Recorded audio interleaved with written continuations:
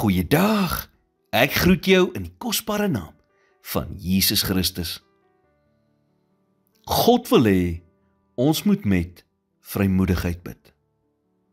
Hy is immers die God wat die see oopkloof en builkoppe laat dryf. Joshua het gebid dat die son stil staan en God het die hele heelal tot stand gebring, omdat een man 'n dapper gebed van geloof gebid het, wat gekoppel was aan God se doel en plan. Jy sien, dit is oukei om te erken dat jy deur 'n moeilike tyd gaan. Maar maak seker dat jy bidtend bly en altyd in geloof lewe spreek oor jou toekoms.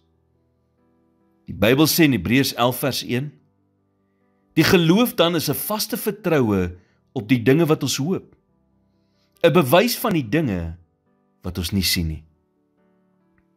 Here, ek weet ek is siek, maar U is die groot geneesheer. Here, ek weet my kind is besig om teen U plan vir sy lewe te rebelleer. Maar dankie dat ek kan vertrou, dat U hom met U groot liefde na U toe sal aantrek. Here, ek is oortuig dat U in staat is om te doen, ver bo alles wat ek kan vra of dink. Maak nie saak hoe sleg my situasie lyk nie. Bid in geloof, met die wete dat God jou hoor en in jou behoeftes wil voorsien. As jy 'n skrifgedeelte ken waarop jy jou versoek kan baseer, kan jy God daaraan herinner dat jy dit glo en dat jy hom vertrou om sy beloftes na te kom.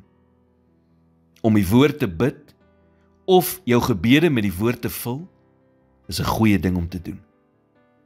Want wanneer ons God nederig aan sy woord herinner, wys dit dat ons vertroue in sy woord en in hom plaas.